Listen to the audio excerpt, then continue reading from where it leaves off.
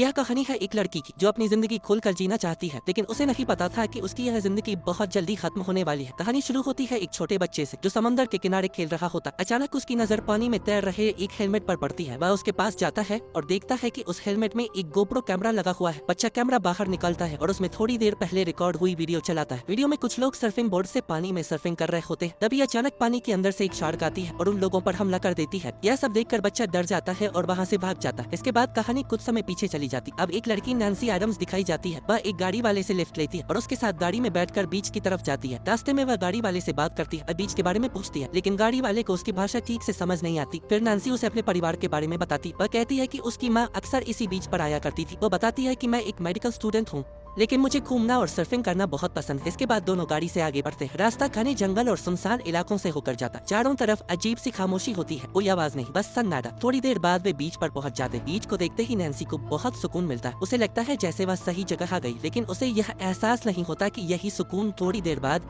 उसकी जिंदगी का सबसे बड़ा खतरा बनने वाला है। नैन्सी उस गाड़ी वाले लड़के को भी अपने साथ सर्फिंग करने के लिए बुलाती है, लेकिन लड़का मना कर देता है। लड़का नैन्सी का बैग और सर्फिंग बोर्ड उतार देता है और उसे चेतावनी देता है जल्दी रात होने वाली है और ज्यादा देर रुकना खतरे से खाली नहीं। इतना कहकर वह अपनी गाड़ी लेकर वहाँ से चला जाता। नैन्सी अकेली बीच पर खड़ी होकर समंदर को देखती। तभी उसकी नजर पानी में दो लड़कों पर पड़ती है जो समंदर में सर्फिंग कर रहे होते। वह अपना बैग खोलती है, कपड़े बदलती है और सर्फिंग बोर्ड तैयार करती है। बोर्ड की बेल्ट अपने पैर से बांध लेती है ताकि बोर्ड उससे दूर न जाए। इसके बाद वह समंदर में उतर जाती है। धीरे धीरे लहरों को काटती हुई आगे बढ़ती है। लहरें तेज होती हैं, लेकिन वह कभी लहरों के नीचे से कभी ऊपर से सर्फिंग करती है। बिना डरे आगे बढ़ती रहती है। कुछ ही देर में वह उन दोनों लड़कों के पास पहुँच जाती है। वह उनसे बात करने की कोशिश करती है और बीच के बारे में पूछती है, लेकिन उसे उनकी भाषा ठीक से समझ नहीं आती। लड़के उसे इशारों में बताते हैं कि यहाँ कुछ खतरनाक जीव रहते हैं और वे यहाँ वीडियो बनाते हैं और उनके पास कैमरा भी है। तभी अचानक एक तेज लहर आती है और तीनों सर्फिंग करने लगते हैं। तेज और ऊंची लहरों पर खतरनाक सर्फिंग होती है। कुछ देर बाद नैन्सी वापस पानी से बाहर बीच के पास आती है। वह बहुत खुश होती। वह अपनी छोटी बहन को वीडियो कॉल करती है, उसे बीच दिखाती और कहती है कि यही वो जगह है जहाँ उनकी माँ आया करती थी। दोनों बहनें बातें कर रही होती। तभी नैन्सी के पिता भी कॉल पर आते हैं। नैन्सी के पिता साफ कहते हैं तुम्हें अकेले सुनसान बीच पर नहीं जाना चाहिए, वापस आ जाओ। लेकिन नैन्सी उनकी बात नहीं मानती, कॉल काट देती है। मोबाइल वापस बैग में रखती है, सर्फिंग बोर्ड उठाती है और फिर से समुद्र की तरफ बढ़ जाती है। उसे जरा भी अंदाजा नहीं होता कि यही उसकी सबसे बड़ी गलती बनने वाली है। धीरे धीरे अंधेरा होने लगता है। समुद्र का पानी अब काला सा दिखने लगता है। नैन्सी दोबारा पानी में उतर जाती। तभी वही दोनों लड़के आते हैं और उसे बताते हैं कि अंधेरा हो रहा है, अब यहाँ से जाना ठीक रहेगा। लेकिन नैन्सी कहती है मुझे अभी सर्फिंग करनी है। लड़के उसे अकेला छोड़कर चले जाते हैं। नैन्सी पानी के ऊपर तैर रही होती। अभी अचानक पानी के अंदर कुछ हिलता है। नैन्सी देखती है पानी से कुछ व्हेल मछलियाँ सामने आती है। नैन्सी पहले डर जाती है, लेकिन उसे पता चलता है कि व्हेल से कोई खतरा नहीं है। व्हेल आगे निकल जाती, लेकिन नैन्सी नहीं जानती कि असली खतरा अब बहुत पास है। थोड़ी दूर आगे बढ़ने पर उसे पानी में एक मरी हुई व्हेल दिखाई देती है। यह देखकर वह घबरा जाती है, उसे कुछ समझ नहीं आता। उसी वक्त पानी के अंदर अजीब सी हलचल महसूस होती। नैन्सी डरकर तेजी से लहरों को चीरती हुई वापस मारने लगती है। तभी अचानक उसके सर्फिंग बोर्ड से कुछ जोर से टकराता। एक झटके में नैन्सी पानी में गिर जाती है। उसके पैर से बंधी सर्फिंग बोर्ड की बेल्ट टूट जाती। बोर्ड उससे दूर चला जाता है। नैन्सी तैरते हुए पानी के ऊपर आती है। तभी अचानक पानी के नीचे से एक बहुत बड़ा जीव आता है और उसे पकड़कर जोर से अंदर खींच लेता। कुछ ही पलों में पानी पूरा लाल हो जाता है। नैन्सी पूरी ताकत लगाकर खुद को उसे खतरनाक जीव से छुड़ाती है और किसी तरह फिर से पानी के ऊपर आ जाती है। दर्द से तड़पती हुई तेजी से तैरकर मरी हुई व्हेल के शरीर तक पहुंचती है और उसी के ऊपर चढ़ जाती है। वह देखती है उसके एक पैर में बहुत गहरी चोट लगी है। तेज दर्द से उसकी चीख निकल जाती है, लेकिन वह अपनी पूरी ताकत लगाकर तुरंत अपने पैर सर्फिंग बोर्ड के टूटे हुए बेल्ट से कसकर बांध लेती है ताकि खून बहना कम हो जाए। उसी समय उसे दूर वही दोनों लड़के दिखाई देते हैं जिसके साथ वो सर्फिंग कर रही थी। नैन्सी पूरी ताकत से चिल्लाती, लेकिन तेज लहरों की वजह से उन लड़कों तक नैन्सी की आवाज नहीं पहुंच पाती। तभी पानी के नीचे से खतरनाक शार्क आती और जिस मरी हुई व्हेल पर नैन्सी बैठी होती है उसे धकेलते हुए समुद्र के और अंदर ले जाती है ताकि नैन्सी भाग न सके। शार्क नैन्सी को समुद्र में लगे चेतावनी वाले समुद्री बुआई के पास छोड़ देती है। अब नैन्सी समुद्र के किनारे से बहुत दूर तभी नैन्सी देखती है ऐसी समुद्री बुआई के पास पानी से बाहर निकली हुई एक पत्थर की चट्टान दिखाई देती। कुछ पल के लिए शार्क दूर चली जाती और फिर तेज रफ्तार से मरी हुई व्हेल की तरफ आ रही होती है। नैन्सी मौका देखते ही और व्हेल के ऊपर से सीधा पानी में कूदती है और पूरी ताकत से उस चट्टान की तरफ तैरने लगती है, लेकिन उसके पैर से खून बहने लगता है और यही खून शार्क के लिए एक खुला न्योता बन जाता है, क्योंकि समंदर में अगर खून की सिर्फ एक बूंद भी गिर जाए शार्क को पल भर में उसकी मौजूदगी का एहसास हो जाता और शार्क फिर से नैन्सी का पीछा करती है। इसी तरह नैन्सी चट्टान तक पहुंच जाती है, लेकिन जल्दबाजी में उसका दूसरा पैर पानी के अंदर मौजूद कांटेदार पौधे से टकरा जाता। दर्द से उसकी चीख निकल जाती है, फिर भी वह खुद को ऊपर खींचकर चट्टान के ऊपर चढ़ा लेती है। अब उसकी हालत बहुत खराब हो जाती है, शरीर टूट चुका होता है, चारों तरफ सिर्फ पानी ही पानी है। खड़े होने की ताकत नहीं बचती, सांस भी भारी लगने लगती और फिर वहीं गिर जाती। कुछ देर बाद एक लहर आती है और उसके पैर को हिला देती है जिससे तेज दर्द होता है। तभी वह देखती है वह बिल्कुल अकेली नहीं, उसके पास एक सफेद शरीर वाला समुद्री पक्षी सीगल भी बैठा होता है। नैन्सी देखती है कि उसके पैर से अब भी तेज खून बह रहा है। वह मेडिकल स्टूडेंट होती है, इसलिए उसे इलाज करना आता है। अपने कान के इयररिंग्स निकलती है और उसी से अपने जख्म पर कुछ टाँके लगाती है। दर्द इतना तेज होता है कि उसकी सांस रुकने लगती है, लेकिन वह रुकती नहीं, टाँके पूरे करती है। बैंडेज के लिए वह अपनी जैकेट उतार कर बांध लेती है और वही चट्टान पर बैठ जाती है। बस सोती नहीं, क्योंकि उसे पता है अगर आंख लगी तो शार्क उसका शिकार बना लेगी। वह बस सामने बैठे उस सफेद समुद्री पक्षी को देखती रहती है ताकि उसको नींद नहीं आए। अब पूरी तरह रात हो जाती। रात में समुद्र की ठंड तेज हो जाती है, उसका शरीर सुन्न होने लगता है, ठंड सहन नहीं होती, तो वह मजबूरी में पैर से जैकेट खोलकर खुद पहन लेती है। लेकिन ऐसा करते ही देखती है उसके पैर के गाँव से फिर खून बहने लगता है। नैन्सी दिमाग लगाती, वह जैकेट की एक बाह फाड़ देती है, जैकेट पहन लेती है और कटी हुई बाहों को जैसे ही अपने जख्म पर बांधती है तेज दर्द होता है, लेकिन वह खुद को संभाल लेती है और चुपचाप बैठी रहती है। रात के घने अंधेरे में पानी के अंदर से केकड़े बाहर निकल आते हैं। वे उसके जख्म पर टूट पड़ते हैं और उसे काटने लगते हैं। तेज दर्द से वह तड़प उठती है। घबराकर वह उन केकड़ों को मार देती है। अब भूख उसे बेहाल करने लगती है। वह एक केकड़ा खाने की कोशिश करती है, लेकिन उसकी बदबू इतनी तेज होती है कि वह उसे मुंह से निकालकर थूक देती है। वही केकड़ा वह पास खड़े उस सफेद पक्षी को खिला देती है। अब इस खामोश डरावने समंदर में उसका सिर्फ एक ही साथी बचा होता है, वही सफेद पक्षी। और तभी अकेलेपन को तोड़ते हुए नैन्सी उसे एक नाम देती है, स्टीवन सीगल। रात के गहरे सन्नाटे में वह उसी चट्टान पर बैठी रहती। अचानक उसकी नजर दूर पानी में तैरते अपने सर्फिंग बोर्ड पर पड़ती। उसके दिल में एक बार फिर उम्मीद जाग उठती है। धीरे धीरे पानी में उतरती, एक ही पैर के सहारे तैरते हुए सर्फिंग बोर्ड की ओर बढ़ने लगती। लेकिन तभी पानी के नीचे उसे शार्क दिखाई दे जाती है। डर से उसका दिल बैठ जाता है। वह पूरी ताकत लगाकर उसी चट्टान की तरफ वापस तैरने लगती। शार्क उसके पीछे पीछे आती, लेकिन किसी तरह वह शार्क से पहले चट्टान तक पहुंच जाती है। तेज दर्द से उसका शरीर जवाब दे देता है। वह वही चट्टान पर गिर पड़ती है। चांदनी रात में उसे समुद्र के किनारे की तरफ कोई इंसान पड़ा हुआ दिखाई देता है। बस जोर जोर से चिल्लाती है। काफी देर बाद वह आदमी हिलता है, लेकिन वह एक शराबी होता है। नैन्सी मदद के लिए उसकी तरफ हाथ हिलाती है। शराबी नशे में हंसते हुए नैन्सी की तरफ हाथ हिलाकर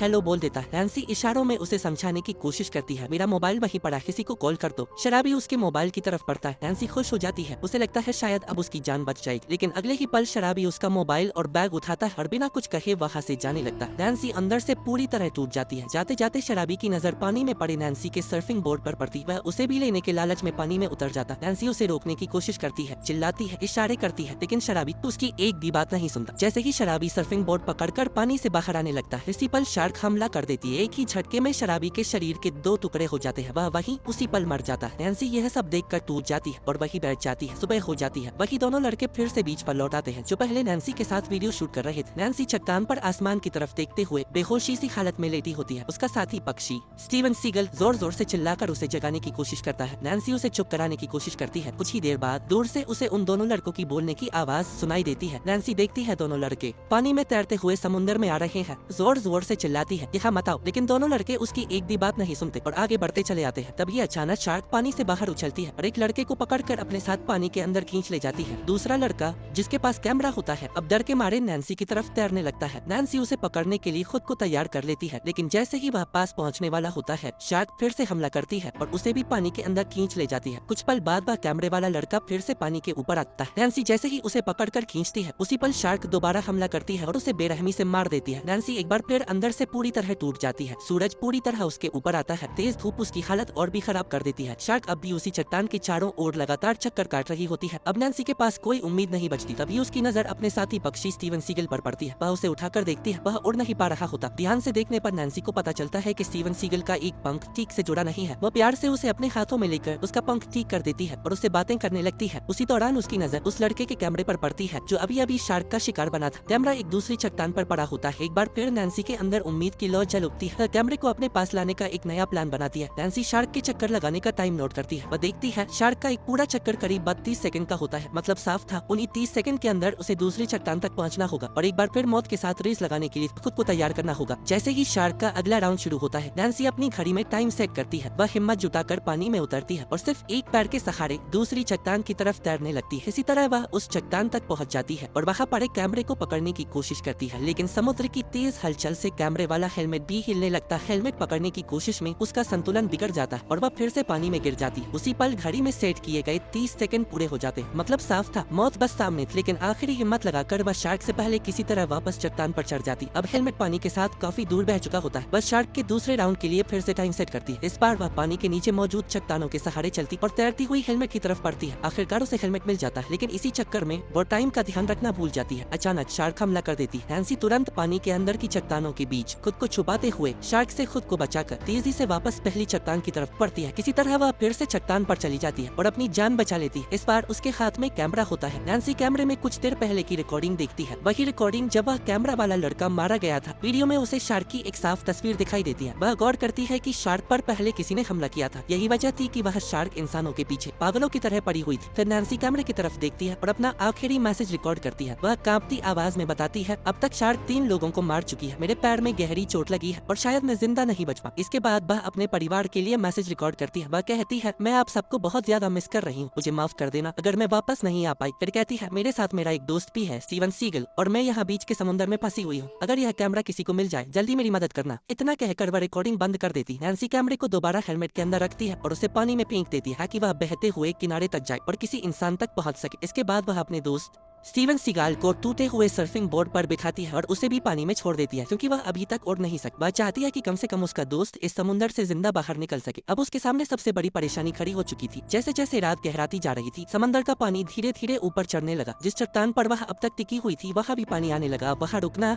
नामुमकिन हो चुका था। उसके सामने सिर्फ एक ही रास्ता बचा था, समंदर के बीच लगा खतरे की चेतावनी देने वाला समुद्री बुआ। लेकिन वहाँ तक पहुँचने का रास्ता करीब 60 सेकंड का था और शार्क का एक पूरा चक्कर सिर्फ 30-32 सेकंड का। मतलब साफ था, सीधे सीधे मौत का सामना। तभी उसकी नजर पानी की सतह पर पड़ती है। वहाँ ढेर सारी जेलीफिश समंदर के ऊपर तैरती हुई आ रही। तो उसे पता होता है जेलीफिश का जहर बेहद खतरनाक होता है, छू जाए तो तेज जलन और दर्द होता है। लेकिन उसे एक बात और याद आती है, शार्क जेलीफिश के पास नहीं जाती। यही उसे बचने की एक आखिरी उम्मीद दिखाई देती है। वह हिम्मत करके पानी में उतरती है। जेलीफिश के बीच से बहुत संभल कर धीरे धीरे आगे बढ़ने लगती है। लेकिन तभी एक जेलीफिश उसके हाथ से टकरा जाती है। तेज दर्द से वह तड़प उठती। उसके हाथ से खून बहने लगता है। खून की गंध से शार्क को उसकी मौजूदगी का पता चल जाता है। फिर भी वह रुकती नहीं। दर्द सहते हुए जेलीफिश के बीच से आगे बढ़ती रहती, क्योंकि अब रुकने का मतलब सिर्फ एक ही था, मौत। इस मौके का फायदा उठाकर वह पूरी ताकत से समुद्री बुआई की तरफ बढ़ती है। पीछे पीछे शार्क भी उसके पीछे निकल आती है। लेकिन उससे पहले ही नैन्सी समुद्री बुआई की सीढ़ी को पकड़ लेती है। तभी अचानक शार्क के हमले से सीढ़ी टूट जाती है और उसके हाथ में आ जाती है। नैन्सी उसी सीढ़ी को हथियार बनाकर शार्क पर जोरदार वार कर देती है। दर्द से तड़पती हुई शार्क पीछे हट जाती है। इसी मौके का फायदा उठाकर नैन्सी समुद्री बुआई के ऊपर चढ़ जाती है। एक बार फिर वह मौत के मुंह से जिंदा बाहर निकल आती है। उसी समय बहुत दूर समंदर में उसे एक जहाज दिखाई देता है। घबराहट में वह इधर उधर देखने लगती है। तभी उसकी नजर समुद्री बुआई पर लगे एक छोटे से बॉक्स पर पड़ती है। वह जल्दी से वह बॉक्स खोलती है। अंदर से एक फ्लेयर गन निकलती है, लेकिन बदकिस्मती से उसकी गोलियां हाथ से फिसल कर पानी में गिर जाती है। वह बिना देर किए पानी में हाथ डालती है और गोलियां वापस उठा लेती है। वह फ्लेयर गन में कांपते हाथों से गोली डालती है। पहली गोली चलाती है, लेकिन पानी से भीगने के कारण वो नीचे गिर जाती है। हिम्मत जुटाकर वह दूसरी गोली चलाती है, लेकिन तब तक वह जहाज दूसरी दिशा में आगे बढ़ चुका होता है। यह देखते ही नैन्सी की हिम्मत टूट जाती है। थकान और बेबसी के साथ वह वहीं समुद्री बुआई पर बैठ जाती है। उधर दूसरी तरफ जिस हेलमेट में कैमरा डालकर उसने पानी में छोड़ा था, वह बहता हुआ समंदर के किनारे पहुंच जाता है। उसी जगह एक छोटा बच्चा खेलते खेलते आ जाता है। उसकी नजर उस हेलमेट पर पड़ती है। वह हेलमेट खोलता है, अंदर से कैमरा निकलता है और वीडियो चला देता है। स्क्रीन पर नैन्सी की रिकॉर्डिंग चलने लगती है। बच्चा वीडियो देखता है और कैमरा और हेलमेट उठाकर वहाँ से भाग जाता है। इधर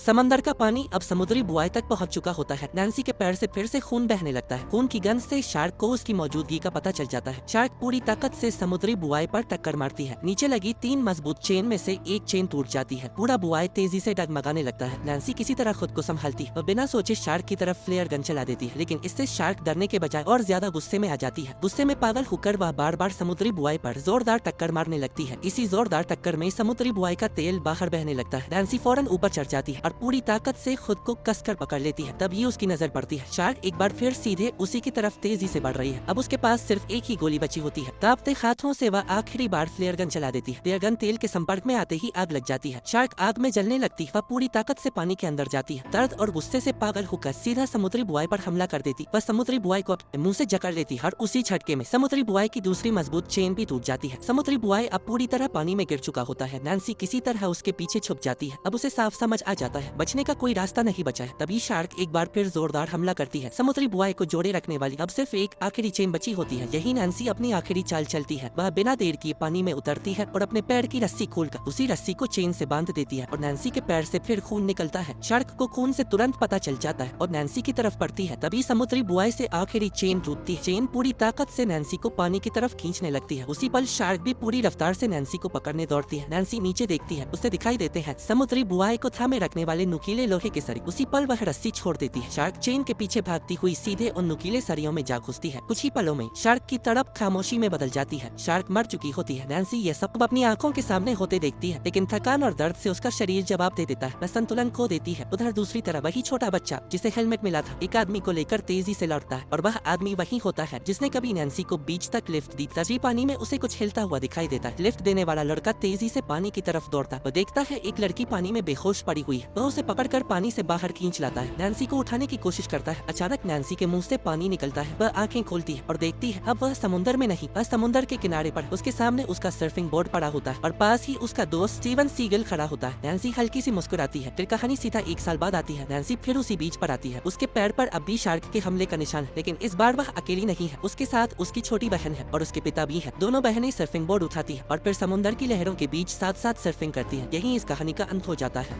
अगर वीडियो रिकैप अच्छा लगा हो तो वीडियो लाइक कर देना, कमेंट करके बता देना कैसा लगा और दोस्तों के साथ शेयर करना और हमारे channel dream on world win को सब्सक्राइब कर देना और बेल आइकॉन भी दबा देना।